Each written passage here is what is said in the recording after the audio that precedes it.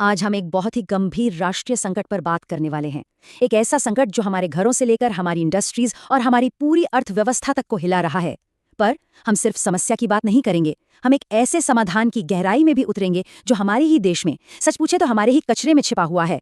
ये कहावत ना आज भारत पर बिल्कुल सटीक बैठती है। देखिए, ये जो ऊर्जा संकट है, ये कोई अचानक आई हुई आफत नहीं है। ये तो एक बहुत पुरानी चेतावनी है, एक अलार्म है जिसे हम सालों से, दशकों से नजरअंदाज करते आ रहे हैं। और अब हालात इतने बिगड़ गए हैं कि हमें मजबूरन इस पर ध्यान देना ही पड़ रहा है। और इस सारी मुश्किल की जड़ बस ये एक नंबर है, 85%। भारत अपनी जरूरत का 85% कच्चा तेल बाहर के देशों से इंपोर्ट करता है। जरा सोचिए, इसका मतलब ये है कि हमारी ऊर्जा सुरक्षा की चाबी हमारे अपने हाथ में है ही नहीं। और इसी एक निर्भरता ने आज हमें इस संकट के मुहाने पे लाकर खड़ा कर दिया है। तो चलिए सबसे पहले ये समझते हैं कि इस संकट की शुरुआत आखिर हुई कैसे। कैसे एक दूर देश में चल रहे संघर्ष ने भारत में एक तूफान खड़ा कर दिया। हुआ ये कि जब ईरान और अमेरिका के बीच तनाव बढ़ा तो हॉर्मुज़ जलडमरू मध्य, जो कि दुनिया का एक बहुत ही अहम समुद्री रास्ता है, वो एक तरह से ब्लॉक हो गया। इससे हुआ ये कि कच्चे तेल के दाम आसमान छूने लगे। ऊपर से कतर जैसे बड़े सप्लायर ने नेचुरल गैस का प्रोडक्शन ही रोक दिया। नतीजा क्या हुआ? सप्लाई एकदम से घट गई, लेकिन हमारी जरूरतें तो उतनी की उतनी ही रहीं। अब कई लोग सोच सकते हैं कि भाई ये तो अंतर्राष्ट्रीय मसले हैं, हम पर इसका क्या असर हो रहा है, और बहुत ही गहरा हो रहा है। ये संकट एक डोमिनो इफेक्ट की तरह हमारी पूरी अर्थव्यवस्था को एक एक करके गिरा रहा है।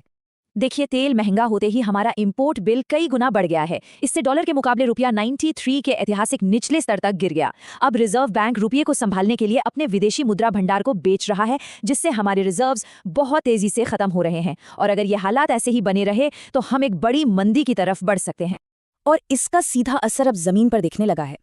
गुजरात का मोरबी सिरेमिक्स क्लस्टर, जो देश के लिए 75,000 करोड़ का एक्सपोर्ट करता था, वो नेचुरल गैस की कमी की वजह से आज पूरी तरह से बंद हो चुका है। सोचिए कितने लोगों की नौकरियां गई होंगी, कितने घर इससे प्रभावित हुए होंगे। ये संकट अब सिर्फ इंडस्ट्रीज तक नहीं, बल्कि हमारी थाली तक पहुंच गया है। सड़क किनारे जो ठेले वाला पहले 50 रुपए में सैंडविच बेचता था, आज वही सैंडविच 80 रुपए में बेचने पर मजबूर है। क्यों? क्योंकि LPG सिलेंडर की कमी है और वो भी बहुत महंगा हो गया है। और यही हाल होटलों और कैंटीनों का भी है। तो क्या ये सिर्फ हमारी किस्मत खराब है? जी नहीं, ये हमारी खराब किस्मत नहीं, बल्कि हमारे सिस्टम की, हमारी प्लानिंग की सालों की विफलता का नतीजा है। हम इतने लापरवाह कैसे हो सकते हैं कि हमने कभी इस तरह की स्थिति के लिए कोई तैयारी ही नहीं की। हमारी सबसे बड़ी गलती ये नहीं कि हमने कभी स्ट्रेटेजिक तेल भंडार बनाए ही नहीं, मतलब मुश्किल वक्त के लिए कोई रिजर्व ही नहीं रखा।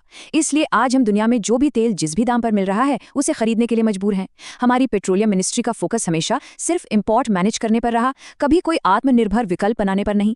हमने 1991 के तेल संकट से भी कोई सबक नहीं सीखा। लेकिन अब सिर्फ समस्याओं की बात बहुत हुई, अब बात करते हैं समाधान की। एक ऐसे समाधान की जो बहुत शक्तिशाली है, पूरी तरह से होम ग्रोन है और जिसे हम आज तक नजरअंदाज करते आए हैं। और ये समाधान है बायोगैस। अब ये बायोगैस है क्या? बहुत ही सरल भाषा में समझिए। ये गीले कचरे, गोबर या सीवेज जैसे जैविक कचरे को सड़ाकर बनाया जाने वाला एक रिन्यूएबल ईंधन है। इस प्रोसेस में मीथेन गैस बनती है, जिसे हम खाना पकाने और बिजली बनाने के लिए इस्तेमाल कर सकते हैं। मतलब जो कचरा एक समस्या है, वही हमारी ऊर्जा का सबसे बड़ा स्रोत बन सकता है। और यहीं पर इस पूरी चर्चा का सबसे जरूरी पॉइंट आता है। भारत हर साल लगभग 30.8 मिलियन मीट्रिक टन LPG इस्तेमाल करता है, और नीति आयोग के अनुसार भारत में 62 मिलियन मीट्रिक टन बायोगैस बनाने की क्षमता है। जी हाँ, हमारी जरूरत से लगभग 2 गुनी। इसका मतलब समझिए, अगर हम अपनी कुल क्षमता का सिर्फ आधा भी इस्तेमाल कर लें, तो हमें एक भी सिलेंडर LPG इंपोर्ट करने की जरूरत ही नहीं पड़ेगी। हमारा इंपोर्ट बिल 0 हो जाएगा, रुपया मजबूत होगा और हमारी ऊर्जा सुरक्षा पूरी तरह से हमारे अपने हाथों में होगी। ये कोई हवाई किला नहीं है, ये बातें सिर्फ कागज पर नहीं है। भारत में कई जगहों पर बायोगैस का इस्तेमाल बहुत ही सफलतापूर्वक हो रहा है। चलिए कुछ असली उदाहरण देखते हैं जो इस समाधान को हकीकत में बदलते हुए दिखाते हैं। बेंगलुरु के कई होटलों ने सालों पहले ही बायोगैस अपना लिया था और आज उन्हें इस LPG संकट से कोई फर्क ही नहीं पड़ता।